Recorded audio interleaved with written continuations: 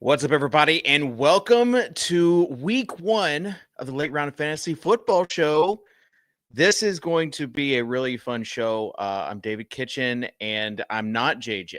If you're listening on audio, I'm not JJ, but he is coming soon. I promise. News and notes, today's data, and the main event. It's going to be a good show. Stick around. It's a Late Round Fantasy Football Show sponsored by DraftKings.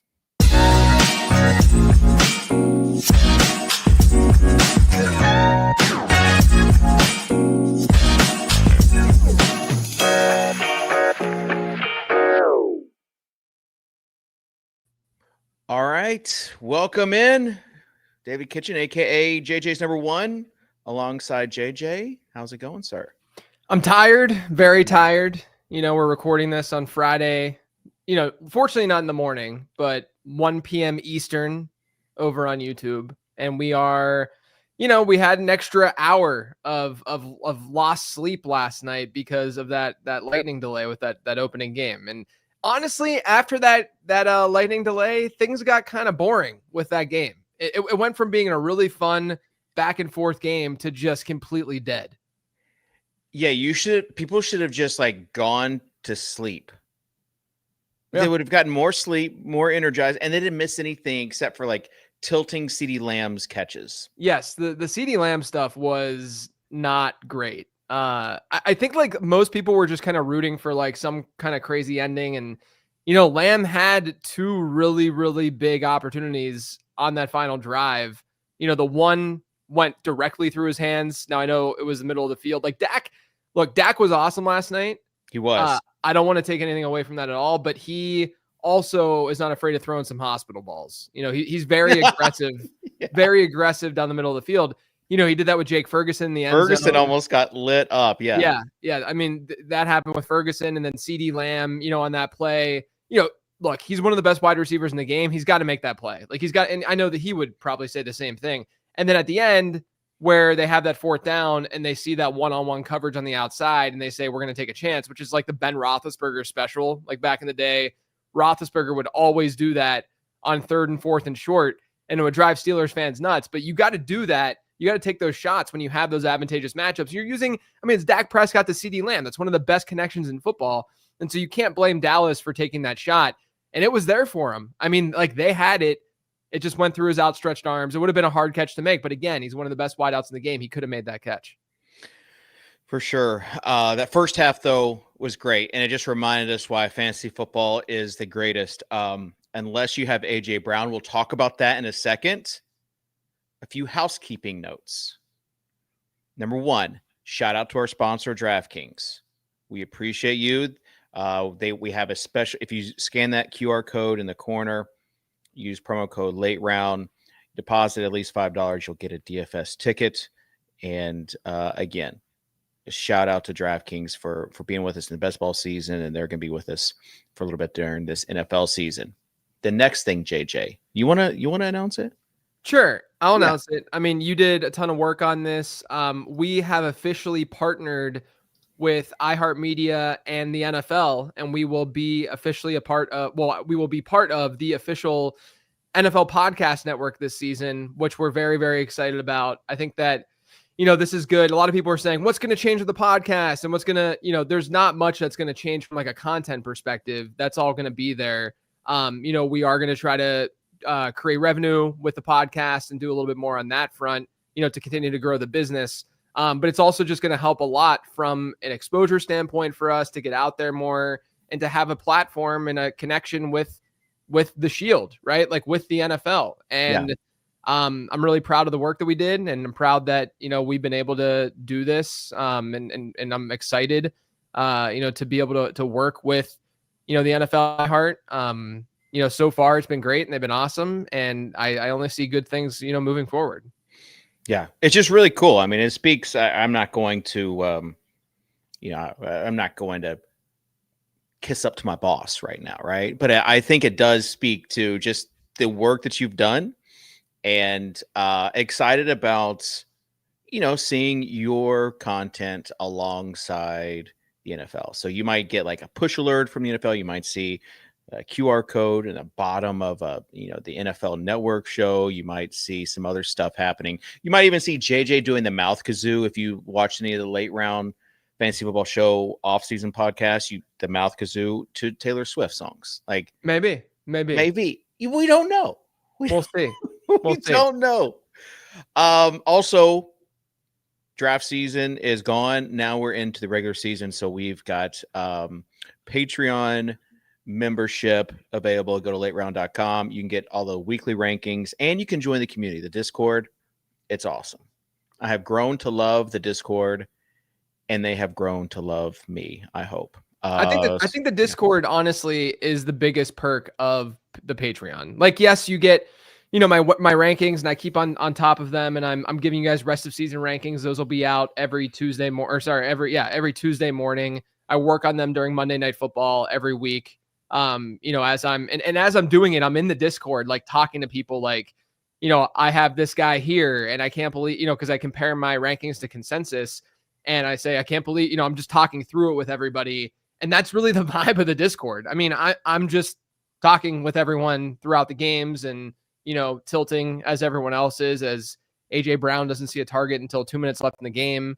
So I'm right there with you guys. I think that's been, it wasn't even like the thing that I wanted to create with the Patreon. It's just the thing that sort of evolved and was created with the Patreon. And I think it's become the best community in fantasy football. Organic, some people are saying. Yes. All right. This is an interactive show. Just so you know, you can comment if you're watching this live.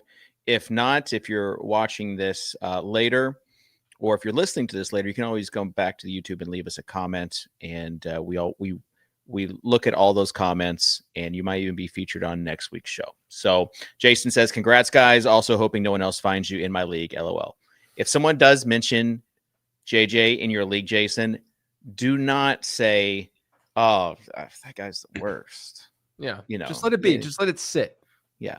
All right. Just let it be. We're getting into my favorite segment of the podcast. That's where JJ reacts to today's news.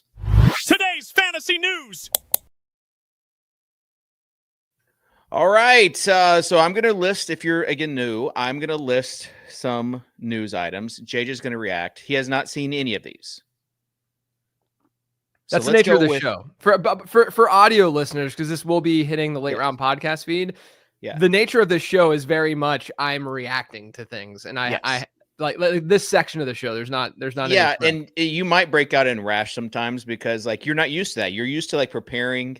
I like to prepare for what I'm about to do. Yes. Yeah, and I'm more loosey goosey with. I am with my everyday life, but when it comes to this stuff. Like my wife is the one who's got everything together for us. Like I'm the one, let's go do it, whatever. But when it comes to the fantasy football stuff and when it comes to my content, I like to be prepared. All right. Run CMC run. Boy, this was a wrinkle yesterday with a report that basically CMC on the practice report with a calf injury. Yeah. We've seen this before. Your reaction is yikes. My reaction is yikes. Yeah. So for those audio listeners, I type in the reaction in the spreadsheet that we have on YouTube, so you guys can check that out. But my reaction's yikes because of what we went through last year. Now it does seem like I saw a report from Dr. Chow, and they were talking about how the bad news is that this is something Start with the good news. Okay. The good news is that this is not the same situation as last year, right? Good. That's the good news. The bad news is this all of a sudden could be just an injury that lingers and that you have to deal with, right? And so that's like I think he said he will miss games. Yeah, so like there's a chance that he's going to miss games, and so my honest reaction, because I'm a fantasy player too, and I'm not just an analyst. I play the game as well, but as an analyst too, like I want my analyst takes, because we were talking about last night's game and Jalen Hurts had a great fantasy outing. And I was like, yeah, that was one of my quarterbacks to target. Like I care about that deeply. Right. And then Javonte Williams did what he did. And I wasn't as high on Javonte as I probably should have been. But, when it comes to CMC, yes, I drafted him and yes, I have him in leagues and all of that. More at market overall with CMC. The thing that just frustrates me beyond belief is Brian Robinson. I said the same thing in the Discord. I said I was like tiptoeing through the whole off season, thinking I I got away from all the B-Rob grenades, and turns out they were just money bags everywhere. You're right. I mean, I did draft him a couple times just to be like, maybe I should, maybe if this does happen with CMC, but it was after the fact. So people know I've been fading B-Rob all offseason. I just didn't think he was a good pick in Washington. I think that already was a W from a process standpoint because he got freaking traded, right? But now from a results standpoint, this could end up being really big for Brian Robinson, especially let's just say CMC, like we don't know what the report is yet today for his practice status and stuff. So if he's good, he's good. That's great. If he's not, and he might still just be able to practice today and be fine. But let's say he doesn't practice. Let's say that he's out this week. Isaac Guerendo's already been dealing with stuff and it turns into the B-Rob show. And that's a problem for, at least my personal bags, but also just from an analysis standpoint, like he was not someone that I was aggressively targeting when he was in Washington. So I think it's good for Brian Robinson. I think if he's out on your waiver wire, you should be adding him right now. He definitely belongs in sort of like that rookie. Like I'd take him over like a Woody Marks at this point, right? Yeah. I think that the line is probably around like Ollie Gordon, but I mean like Robinson needs to be rostered everywhere. And I think if you're in a deeper league, you should still throw that dart at like Guerendo and just have him stashed on your bench, because I do think that if both of them are healthy, there's going to be somewhat of a committee, and Guerendo might be more of the pass catching back of the two. Whereas maybe we see Brian Robinson be like a less explosive Jordan Mason from last year, where it was like that 3%-ish, 4%-ish target share. But yeah, it's obviously bad news for Christian McCaffrey overall. Yeah, I imagine we'll see maybe one or two of these guys on the 15 transactions probably show. Yeah. All right, hanging with Mr. Cooper. This one was a good one. People rushed during the offseason to add Amari Cooper, and it turns out he was like, "Nah, I'm good. I'm just gonna ride off into the sunset." So here we go. Yeah. So you get no Amari Cooper, and you look at what they have, at wide receiver: Jacoby Myers, Brock Bowers. Myers can play inside out, but I think that they'll play him, a lot inside. So there's a lot of that going on there. And then they have, Trey Tucker, Jack Besh. I think that their 11 personnel works best with Besh in the slot and Jacoby Myers playing on the perimeter more. But they move guys around. And when we say slot and perimeter, we're not talking 100% of routes or anything like that. The guy, though, that I think is the biggest winner is Dante Thornton, who, from a prospecting standpoint, he was a highly volatile prospect analytically, right? In the way that I viewed him. I still think he's a highly volatile player. Like that's just how his game translates. He's a physical freak, one of the most athletic wide receivers you'll find. I mean, he ran like a sub 4.4 at like 6'5", 220 or however big he is. Like he's just a bigger dude, maybe like only 205, but a lankier, larger guy. He comped kind of well in the Zap model to Martavis Bryant, and that was one of his comps in the late round prospect guide this year. He was one of those players too who had a really good yards per route run rate, but not very good cumulative volume related statistics like, yards per team pass attempt, even though that seems like it's more of a rate stat. It's actually a volume driven stat because yards is cumulative.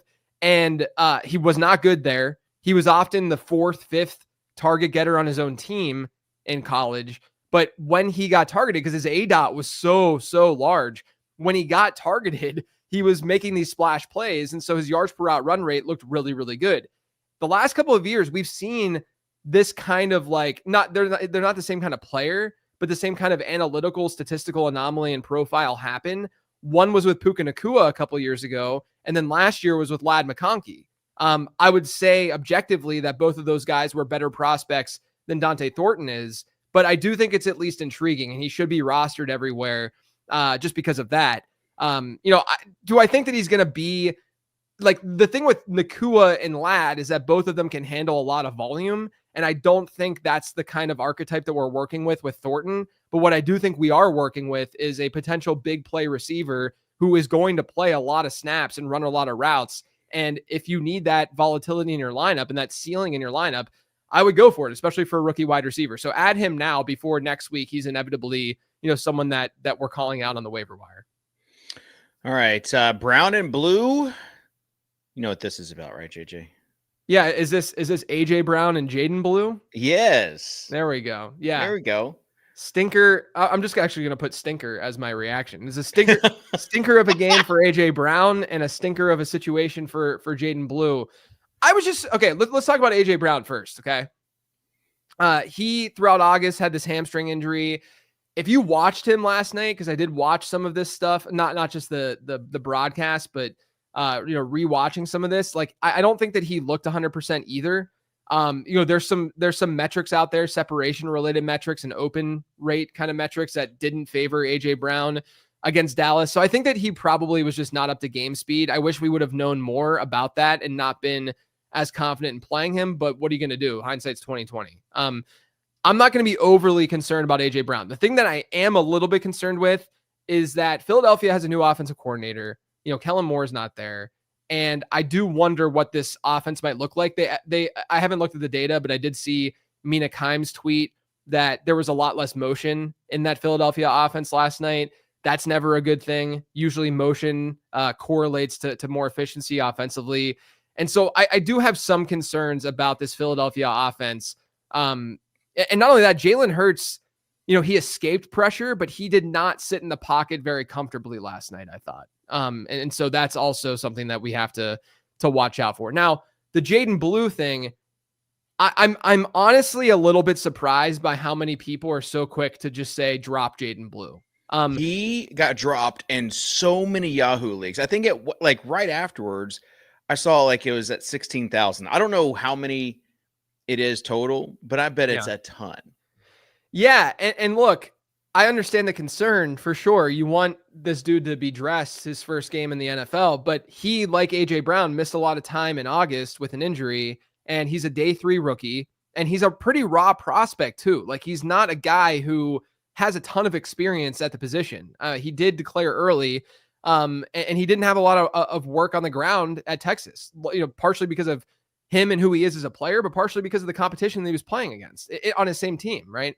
And so to me, I look at the situation, and Miles Sanders fumbled, and he also had that one play where he was caught from behind, and he, the linebacker's fast. I forget what his name is. He should have been able to score on that play. Yeah. And so I think that we saw that Miles Sanders is relatively cooked.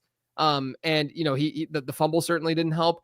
And so I think there's a chance we see Jaden Blue dress, even next week, but I wouldn't be dropping him. Like, I think that we saw them use like Turpin a decent bit in a role that Blue could hypothetically be playing in. I still think that there's decent target share upside. Now, I was wrong on the 15 transaction show to say that his 40%, percent rostered rate over on that site that I can never pronounce properly. Yahoo, as you like Yahoo. To say. Yeah. Yeah. I know. I'm just messing with you. I know. Over on Yahoo, like it's I said that it should be like closer to 80%. Well, I was wrong. Okay. That was an incorrect statement to make.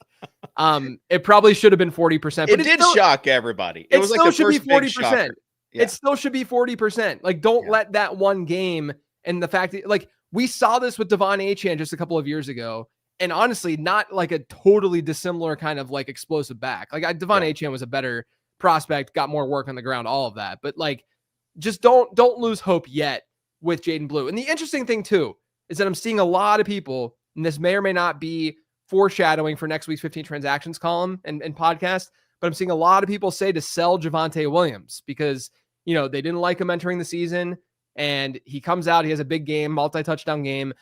Why is it that Miles Sanders matters more for Jaden Blue than it does Javonte Williams? In my opinion, it just solidifies Javonte Williams as just seeing this easy work in the offense for the next handful of weeks. And I thought, did I think Javonte showed like crazy burst and what? No. But do I think that Javonte Williams could be like a Najee Harris type in the Dallas backfield? Yeah, I do. I should have probably been a little bit higher on him, in the preseason rankings, just based on what I saw in week 1. There were a lot of directions that Williams' season could go in just based on what we saw last year. And we have to react to what we saw. And we have to react to how Miles Sanders didn't look great. And the fact that Javonte looked totally fine and normal. Now, the Jalen Carter ejection probably helped, that run game a little bit, but I'm cool with Javonte right now. I'd be holding him. He to me is not a sell right now. David Ross said, how concerned are we about neighbors and his back injury? Well, good news for David, because the next one is love thy neighbors, please, because it did pop up that he has a little bit of a back injury. We've also got the toe stuff. I mean, this is not great, JJ. You're saying he's fine. This is not great. Be cautious, but he's fine. I mean, they would make a bigger deal if he wasn't, if there was something real going on there. But yeah, I mean, at least follow the news and see what's going on. A tale of two calves. Well, I don't know. There's a lot of calf stuff. Is this Devon Achane or something? Yeah, Achane and Reek, but they are absolutely on track to play on Sunday. That's the good news. Tyreek Hill, you said. Okay. Yeah. I mean, it sounds like they're cool, but continue to stash Ollie Gordon, and I may or may not have a player later on the show that I think could be fantasy relevant in Miami that is not really being talked about right now. So we'll tease that a little bit. Wow, is it the name of a state, JJ? Potentially, maybe. Okay. Maybe right. the name of a president.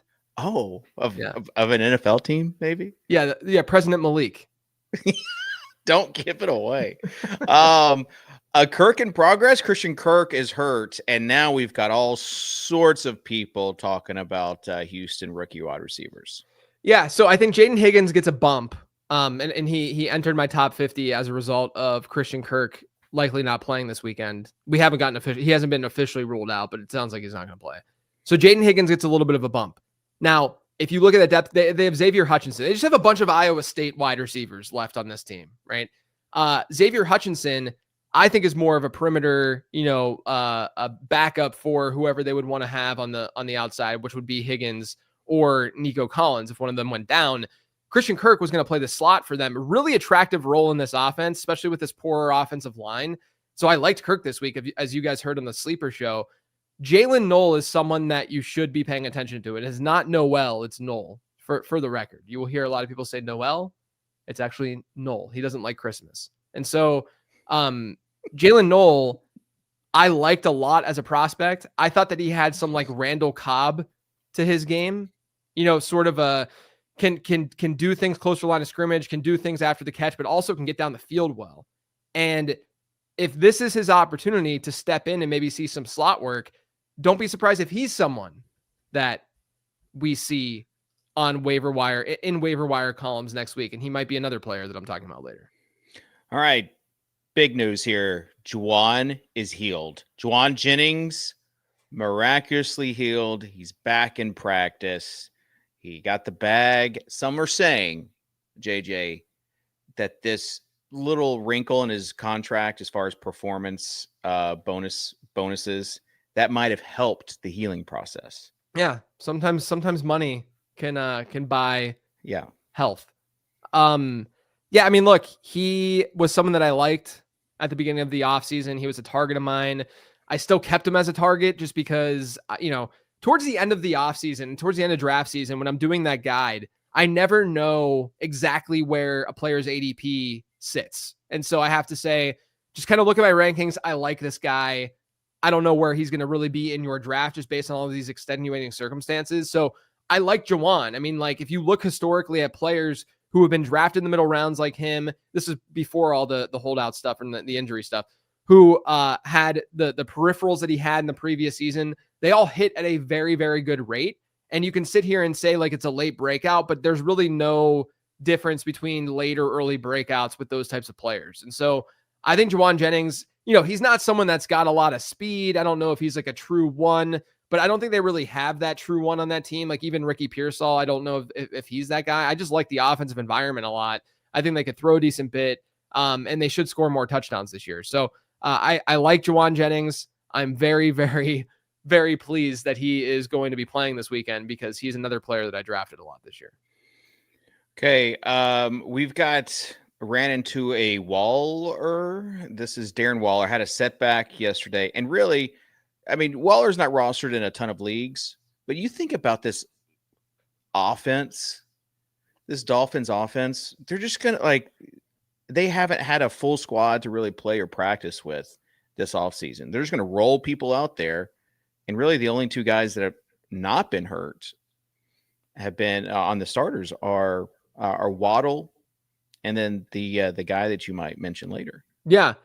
Look, I mean, we shouldn't be shocked. He hasn't been playing football for a while, and he's older. And, I don't think that he's going to be a streamer until we see him run some routes. I mean, this is another reason why that guy that we keep mentioning might be someone who gets some looks here in week 1. Okay. Najee, is back. He's going to be playing tonight. And I know this is for, if you're listening on audio, this game has already happened, but just assume that he plays tonight. What are you looking for in this game for future stuff? I mean, I'm looking for this to see what the split's going to look like. I don't think anyone really knows. My expectation is that Amarian Hampton sees more work on the ground than Najee Harris, but who knows? That could not be the case. But I would say my estimation, my projection would be like a 65-35 ground game split between the two. And I would guess, I'm just guessing, let's just say more 50-50 as pass catchers, because I think that could go, that's the area where I think can go in a lot of different directions. So I'll just hedge. Najee getting more points than Hampton tonight.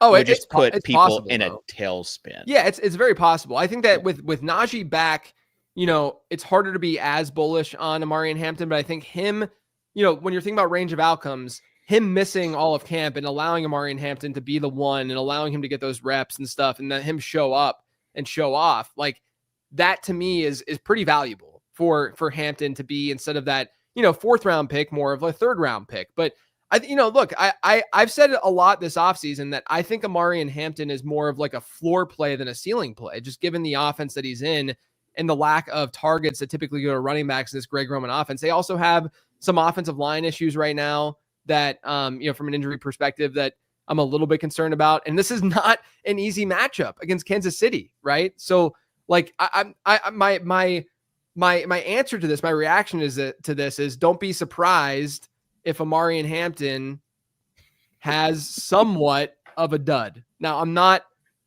projecting that and expecting that per se. I'm just saying this is set up to maybe not be this like big explosive outing for Hampton. Hopefully he breaks one and we see that athleticism really show up.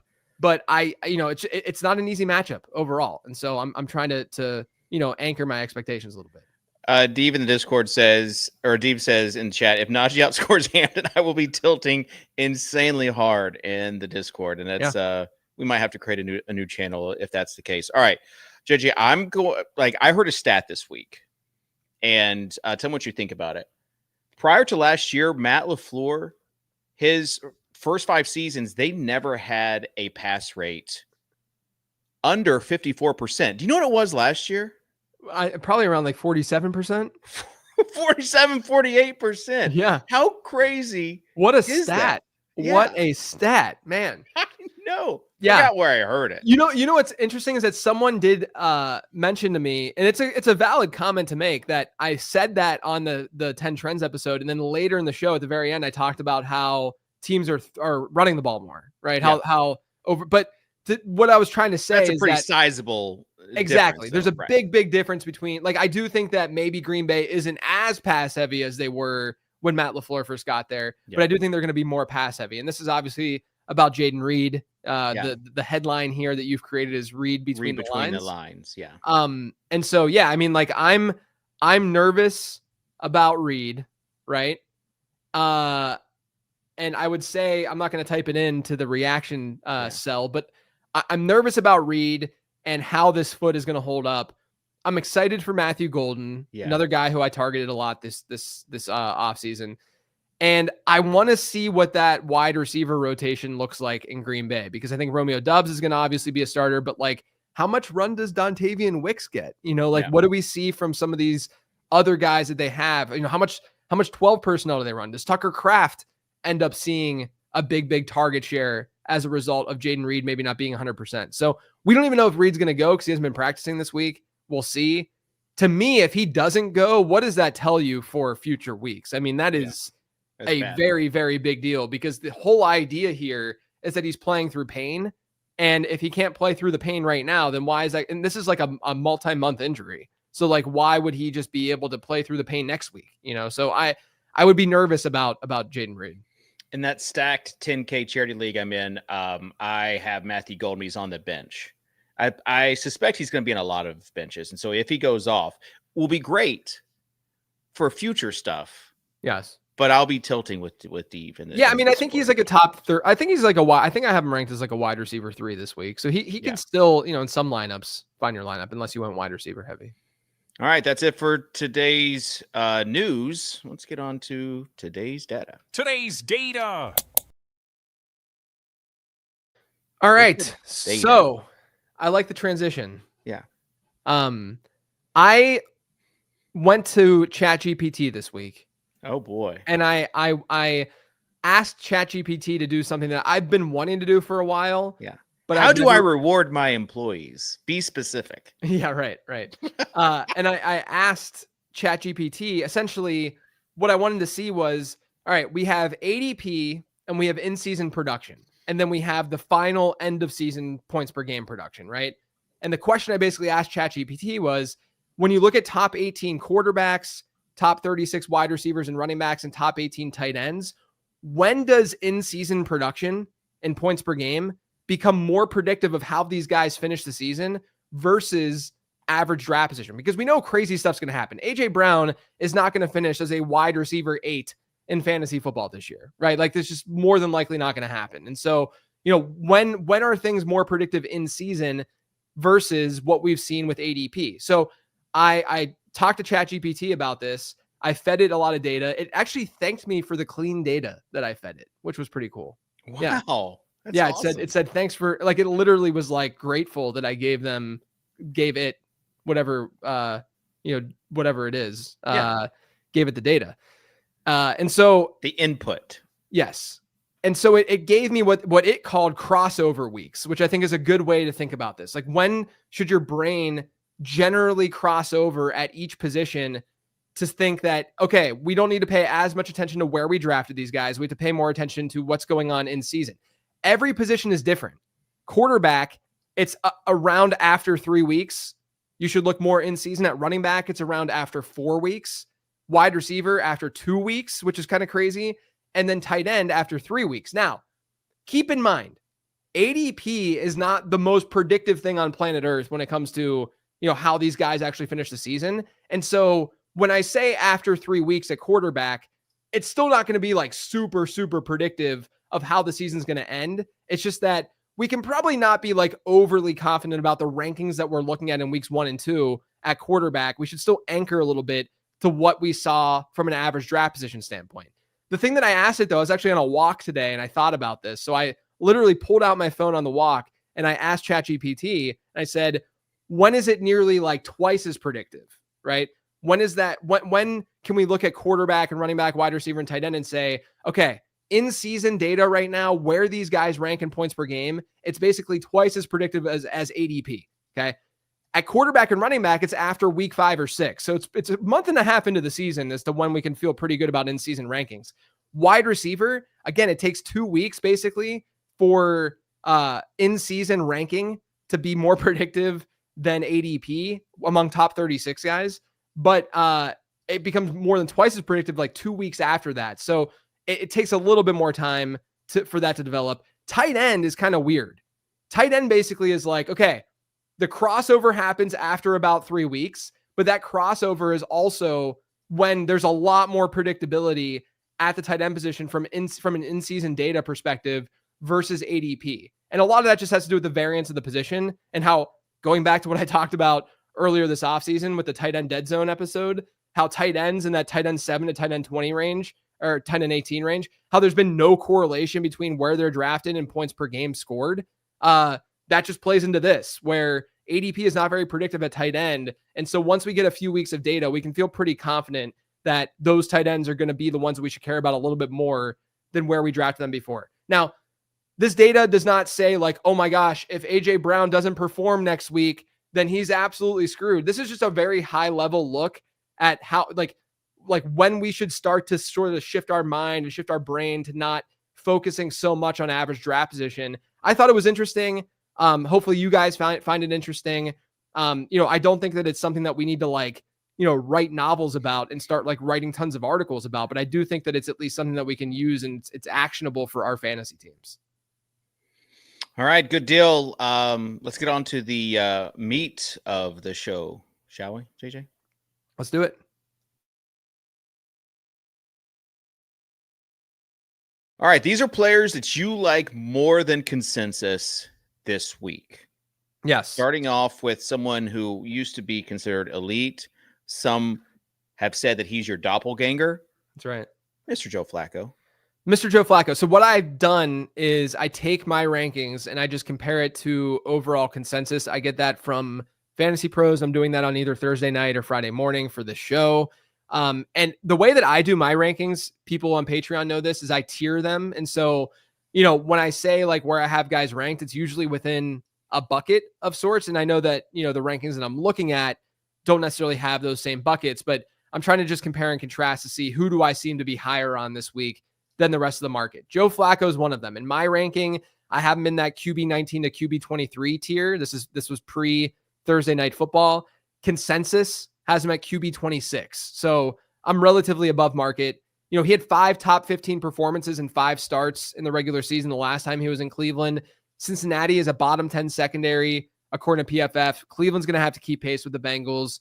So I think Flacco, I doubt anyone's really starting him outside of a super flex league, but yeah, I wouldn't be shocked at all if he's like a fringe QB1 this week. I like, it's not impossible for that to happen whatsoever. It's just that, this week, every single quarterback starting and every single quarterback's healthy. So there's a lot of competition at the position. And it might mean that his pass catchers do something. Yeah. I've been fading Jerry Jeudy this season, but I think he's in store for a great game and some of the other guys too. All right, this is running back, and this guy is facing my beloved Titans, but I get it. Look, I think the Titans have a good front. Like they should be able to stop the run fairly well. Jeffrey Simmons, Sweat, Like they should be fine there, but Dobbins, I think, is going to get the start and probably get the most work in that backfield. That's how I have it projected this week. I still like RJ Harvey, for long term through the season, but I like J.K. Dobbins this year too. I like both of them at cost.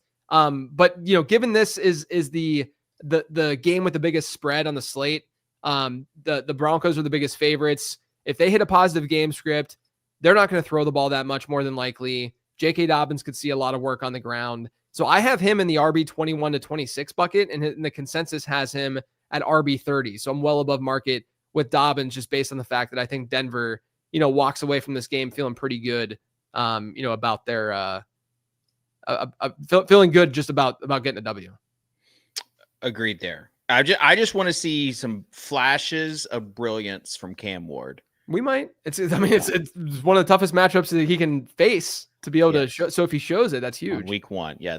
I have a feeling they're going to be throwing some exotic stuff at him. So, if I wouldn't hate someone if they started Denver Broncos defense, because I could see a pick 6 in here. The Broncos are the consensus number 1 defense this week. Yeah, they're good. All right. This guy is no stranger to our content since March. Yeah. And that is Mr. Emeka Egbuka. Yeah, I love Emeka Egbuka as a player. Thought he was a really good prospect. He ended up in the elite producer tier within the Zap model. It was him, Travis Hunter, Tedero McMillan, and Luther Burden.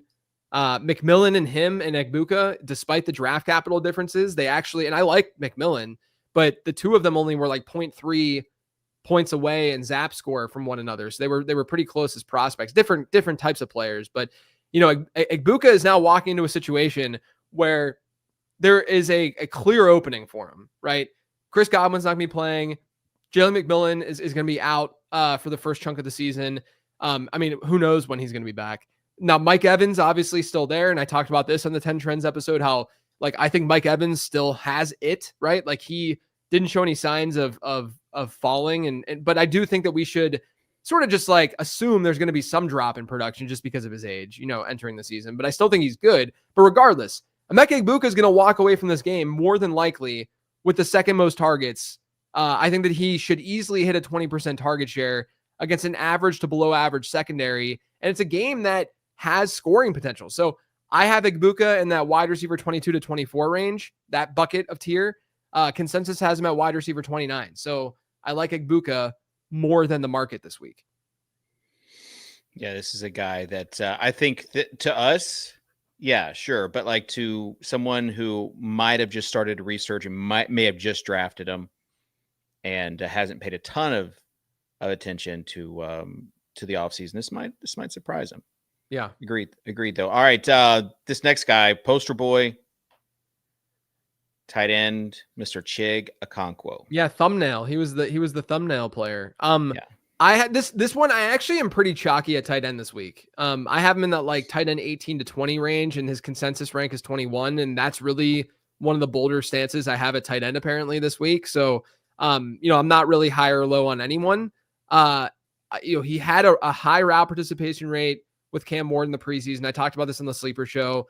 Calvin Ridley is probably going to be occupied by Patrick Surtain.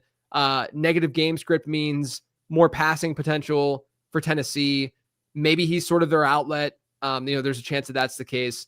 He's not much of a, like, I don't think they're going to just use him in line to block in this game. Like, I think that they're going to need him to be a pass catcher. And, he's not like a bulky tight end that does that anyway. I mean, he's an athletic, route running type tight end to be able to score some points for fantasy purposes. So I think if this negative game script hits, Chig Okonkwo could be a low end tight end one this week. Yeah, I mean, again, another one of those situations with Cam Ward being the new quarterback. Obviously, they kept really just Ridley. Nobody else there with Burks out, Westbrook Akine out. And so now you've got Lockett, Io Manor, Chimere DK, who was drafted ahead of Io Manor. Gunnar Helm. We got a completely different offense. Can we talk about this for a second? Yeah. Everyone's talking about Alec Iamaner, and for good reason, right? Yeah. But it's so crazy to me that during the draft process, there's like very obvious players that are falling in drafts that, mock drafts didn't have them falling. Their analytics look pretty good. And Iamaner was one of those guys this year, and Chimere DK was fine. Like he wasn't a terrible prospect in my opinion, but yeah, for him to be like drafted ahead of him was just wild. And everyone kind of knew it was wild. And everyone then in the next breath, like during draft season, you'll see it again next year where they're like, what do you know? These front offices know exactly what they're doing and blah, blah, blah, blah. Front offices get stuff wrong all the freaking time, the time. And you can still find an edge versus draft capital. I think Iamaner versus DK is actually, I know they haven't played a single snap yet, but even if you bought into Iamaner over DK, despite draft capital, you've gained equity. You've gained value in doing that from a fantasy perspective. And you can do that in fantasy. Like this is the point of the ZAP model, the point of analyzing stuff in this way. Yeah, and I think DK is already listed as the starting kick returner. They needed help on special teams. Exactly. And he's a very, very fun player for like he can be a tackle breaker for sure. Yeah. All right. All in on Io Manor. I'm glad to see he was ahead of Van Jefferson on the unofficial depth charts, which I know don't mean anything.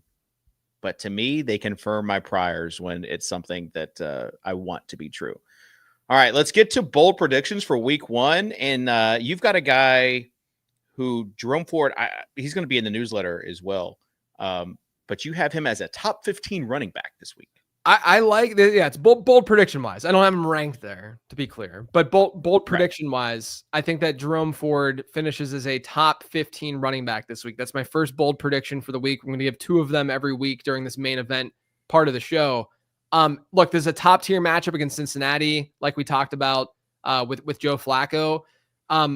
I look at this backfield and you have Dylan Sampson and Ford, and I guess they're going to dress Rocket Sanders. I mean, is that their 3 at this point? Yeah, hasn't signed.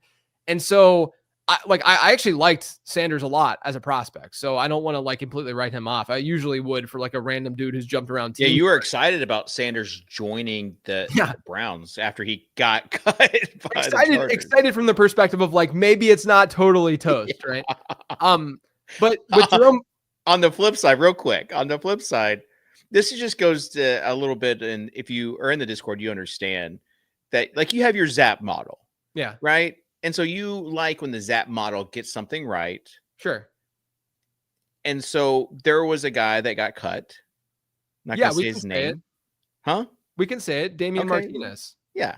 Martinez from Seattle. And JJ's like, well, that model didn't like him a lot. So, yeah. It did not. Yeah, the Damian Martinez thing. I couldn't. I mean, if you guys listen to my episodes earlier in the offseason, like I didn't understand the Damian Martinez thing. I even talked about it on shows with other guests and stuff. And I mean, I'll get plenty of stuff wrong. It was just weird. And by the way, I think that the fact that Xavier Restrepo and that's all gone on with him, where he hasn't been the prospect that people thought or wanted. Damian Martinez. Now, Elijah Arroyo looks. Arroyo's the only one. Jacoby George is the other one. Right. And So all of a sudden you're like, maybe Cam Ward is actually just a monster, right? Yeah, I all almost tweeted that out. But yeah, like all three receivers that entered the draft, they all got cut. Yeah. And Martinez. And I keep thinking this too with like, I've thrown this take out there that like, what if Michael Penix is just really good too? Because we didn't see a ton out of Roma Dunze, even though I do like the Dunze this year. Jalen Polk, contrary to popular belief, right? Jalen Polk is obviously not him. And then Jalen McMillan, got like found his groove towards the end of last year, but a lot of it was like touchdown weighted. Like it wasn't like his peripherals were that unbelievable. And so like, then you have to think to yourself like, oh, what if Michael Penix is just really, really good? And it's like the Zach Mettenberger stuff, whenever he came out with, was Jarvis Landry and OBJ, out of LSU. And people were like, oh, like they were like taking a stand. I know this is like 10 years old and people don't even know who Zach Mettenberger is, but I remember Mettenberger and Cash. Remember that? Yeah, right. He's a local high school football coach now in Nashville. There you go. And so like it reminds me of that a little bit, where it's the reverse, right? The wide receivers. But then sometimes you just get teams that were just beastly, like Joe Burrow with Justin Jefferson and Jamar Chase, right? Where they're just all elite at what they do. But yeah, back to Jerome Ford. Yeah, because I took us off. That's my fault. Back to Jerome Ford. Right. I think he's in a really good spot. I think he's going to see the most snaps in this backfield this week because he's the veteran presence and he's been a 2-minute drill, negative game script back, long down and distance back for Cleveland in the past. And that's likely the kind of script they're going to face against Cincinnati. Now, we said that last year, week 1 with Cincinnati. Remember what happened with them against New England? Yeah. And so Cincinnati didn't start off strong last year. You can't be overly confident in how game scripts are going to go, especially early on in the season.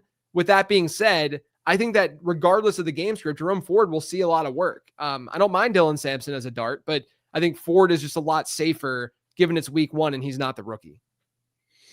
All right. Like a rock. Let's go to, was that Chevy? No, it was Chevy. Oh, Chevy. Yeah. Yeah. Wow. Ford's never gonna sponsor this show. Next bold call is that managers question their decision to draft a Marion Hampton. And we just talked about this. We did. I forgot that this was one of the bold predictions I put. And now I'm regretting it because he plays tonight. And so people are going to listen to the show and the podcast feed tomorrow and be like, what an idiot. Marion Hampton destroyed. You know what? If Marion Hampton is him. If he does well, I'm going to be happy because I have a lot of Amarian Hampton. But I do think that there is a chance, a better than decent chance, that we just see kind of a lackluster run performance from the Chargers. It's not an easy matchup against the Chiefs. Maybe Najee Harris just sees more work than what fantasy managers want. I hope that's not the case, but this is why it's a bold prediction, right? Because I'm thinking about the range of outcomes and what if Najee Harris does see a 50-50 split? Then as a result, people would be like, why did I draft Amarian Hampton in the middle of round 3 and into round 4 in my home league? And you're going to be frustrated. So I could definitely see that happening tonight. But if I'm wrong, please don't at me. Could we maybe put TreVeyon Henderson instead of Amarian Hampton? We could put TreVeyon Henderson here too. Yeah. I think Henderson is in store for like, look, guys, with these rookies, and I know that I'm high on rookies every year. Yeah. With these rookies, you have to be a little bit patient. Like, don't be surprised if TreVeyon Henderson has a 25% running back rush share this week with hopefully like a 10% target share, but don't be surprised if it's just not as robust and a lot of work as you expect.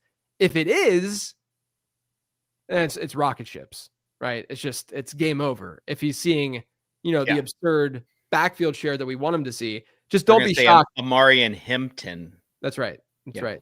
Just don't be shocked if things start slow with rookies. It's just how it goes in this league.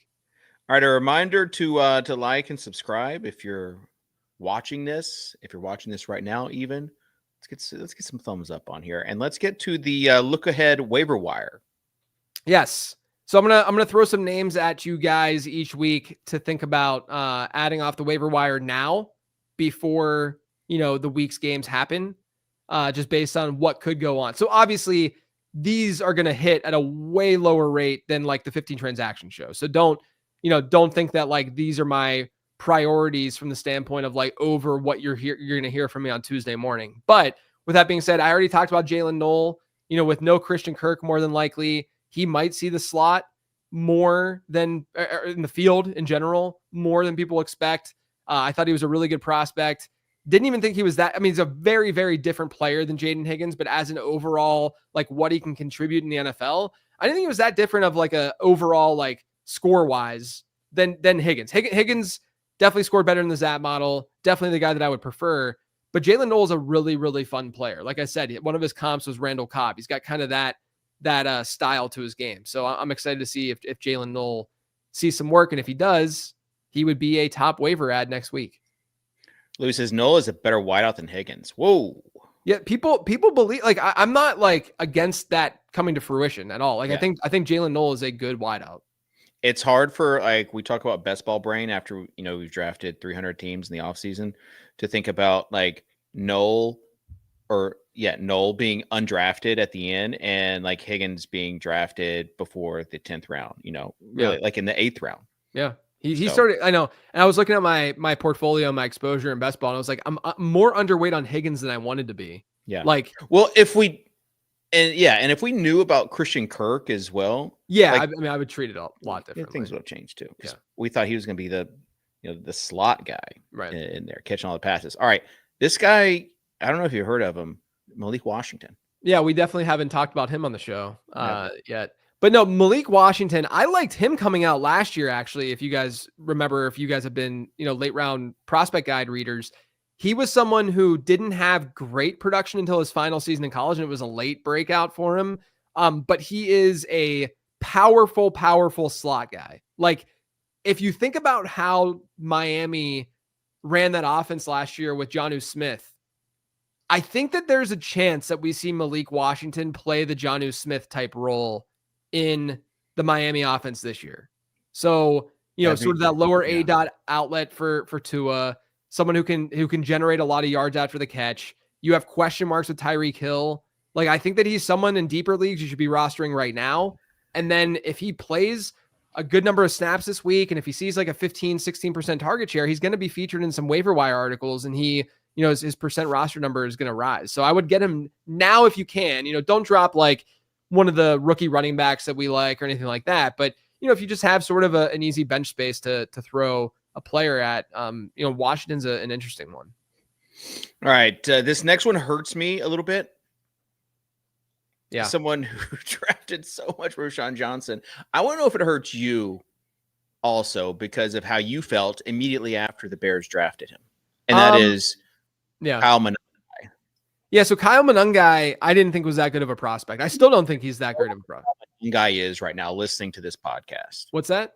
Some people might not know who he even is listening to this podcast. So he's a 7th rounder out of Rutgers. And, last time we saw that happen was Isaiah Pacheco. Yeah. But he is not nearly as athletic as Pacheco was. He's had some issues already we've seen in pass pro, but I think that he could be like an early down grinder for them. Now, if you want to make the connection of Jahmyr Gibbs, David Montgomery backfield with Ben Johnson and say that could be Swift and Monangai, I would say I don't think Monangai is nearly as good of a player as David Montgomery. And I don't think DeAndre Swift is nearly as good of a player as Jahmyr Gibbs. So I think Swift is going to see more work on the ground than like Gibbs did, early on, or just in general, like especially in week 1. But Roschon Johnson's still banged up. Kyle Monangai is a little bit banged up too, but I think he got a limited practice in yesterday. And so we'll see what happens and what the injury report looks like. But look, if he ends up seeing some snaps in this offense right away, then it's going to be clear that he's the RB2. And if he's the RB2 in this offense where DeAndre Swift, who, isn't someone who we feel overly confident being able to shoulder a massive workload, then all of a sudden Kyle Monangai could be like an RB3 flex type for your roster. Do I think he has crazy upside? It's more touchdown related. It's more, early down focus. It's like a, arbitrage off of like a Jordan Mason type player or Tank Bigsby type player. Because I don't think the receiving upside is going to be super, super strong for him, but he's definitely something that you should be keeping on your radar, even though he's a 7th round pick. Yeah. I mean, I will also say, if you're listening to this, just know that we don't have the practice report from Friday right now. We have the practice report from Thursday, which says that Roshan did not practice and that Manungai was limited with a hamstring injury. If both of these guys, if one of these guys are out and the other one's still limited, Swift could also just have a monster week. Yeah.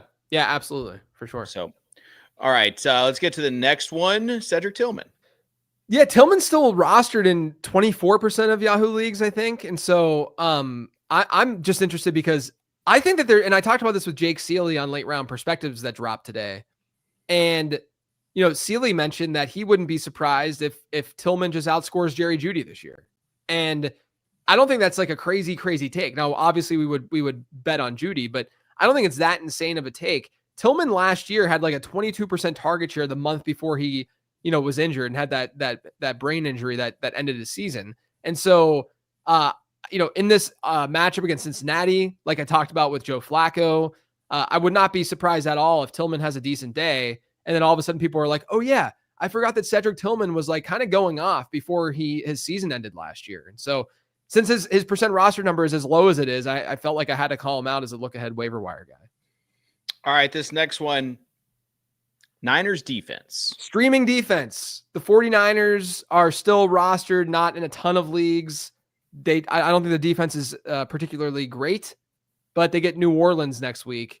And so you might want to, add them now as a look ahead. But if I'm being honest with you, if you're in a normal like 6-bench league, 5-bench league, you probably are not adding another defense because you would rather use that bench spot on like a high upside running back or something like that early on in the season. So, you don't have to act on that, but that is a defense that we should be thinking about as we enter week 2. Just something to look at. That's what we're doing. All right, JJ, that's all we have for the main event. It's time for goodbye. I want to do something where we pick out a few games, and I'm scroll down. I'll start first with a game that I'm looking forward to. And we're going to put this in the quad box. Okay. So I'm going to start with a game, unless you want to start. You can go first. You can go first. I'll give you first pick. You remember when you were playing basketball? I'll give you first pick. And it's just like the ultimate, like. Yeah, I'm better than you. I'm better than you. Yeah. Yeah. No, you go first. I'm going to start with Lions and Packers. Yep, I was thinking about that.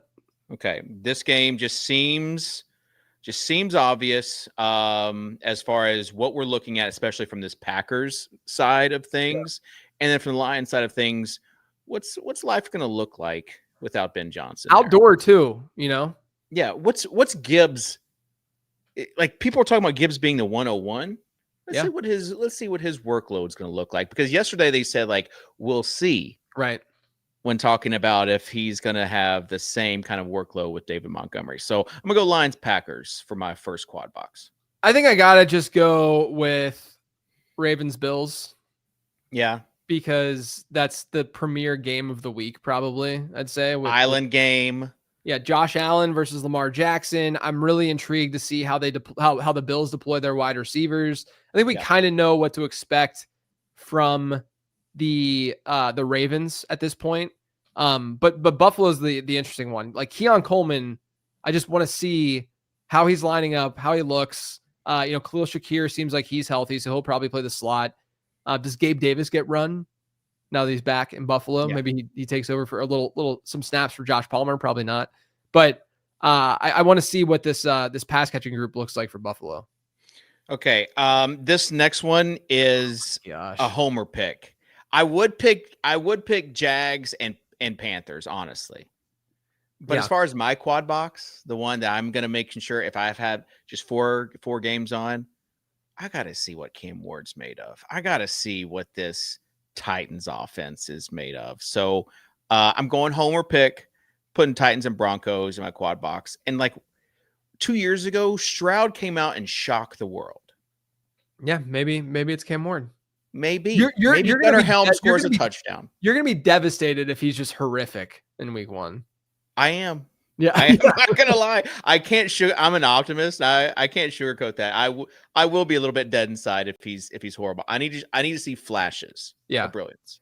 So I am going to go Panthers Jags as the last game in the quad box for us. With that being said, I think we could have gone Bucks Falcons. I think that's a really interesting game with the firepower at wide receiver in that game. You get 3 basically top 30 wideouts and then Darnell Mooney hopefully is healthy, so we'll see. And then the other game that I thought we could go with would be Texans Rams. Oh, you're going to alternate.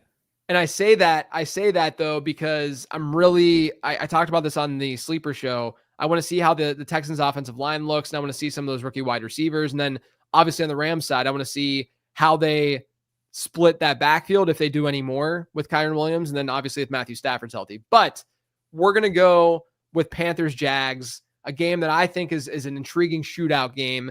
Liam Cohen, how's that backfield going to be split? Travis Hunter, what's his route participation going to look like? Does Trevor Lawrence get a lot of rushing work? And then on the other side, does Bryce Young get a lot of rushing work? And the interesting report that sort of came out this week is how it seems like they want to deploy Chuba Hubbard a little bit differently this year.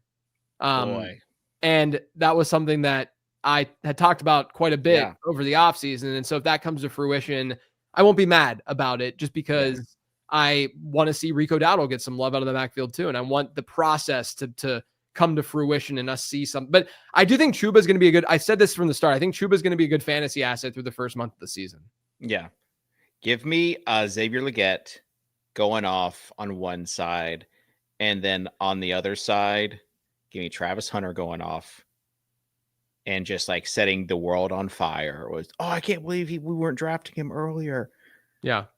And then just let me know. Just let me know for peace of mind who the running back is going to be in Jacksonville. That's all. Yeah. I just want answers.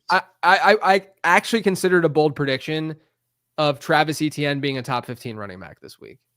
You should have. I should have. That would have been a good one.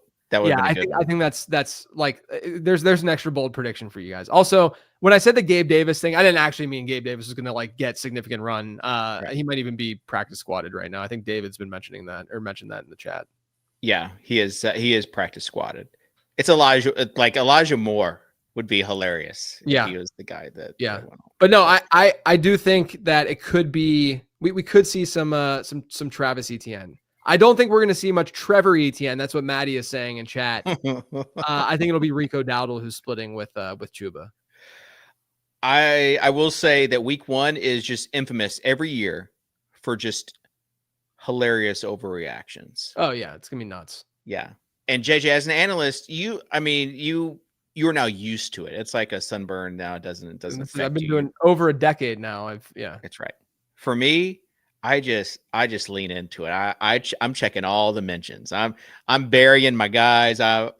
It's entertainment factor. It's the emotional factor that I love. So, all right, that does it for the late round fantasy football show. Week 1 in the books. Again, shout out to our sponsor, DraftKings. You can, if you want to play DFS over there, get an extra ticket, a free ticket. You deposit $5, get that back. You can scan the QR code if you're watching on YouTube, and then we'll also put the link in the description. And JJ, you have any final thoughts? No, enjoy week 1. Don't tilt too hard because we know that it's a long season and crazy things are going to happen this week. Just enjoy it. And thanks for tuning in all week. I really appreciate it. Yeah, it's been great. And honestly, as someone who has said repeatedly, I'm just so #blessed to be in this spot. You're the only podcast I ever listened to. I listen to a lot of other podcasts, but like audio form, when I'm mowing my yard, doing the dishes, you were the guy I was always putting in my ears. And now knowing that someone could be mowing the yard on a Saturday, listening to me, gosh, beautiful. Dreams are made of. Also, just want to say, hey, Peter Overzet's on YouTube tonight. Yes. And that's pretty awesome too. Yeah. Shout out Pete, our buddy. Yeah, our buddy Pete. So it's going to be a great week 1. JJ, it's been awesome show. Leave us feedback. Let us know what you think. And on behalf of JJ, I'm David. We'll see you next time here on the Late Round Fantasy Football Show, sponsored by DraftKings.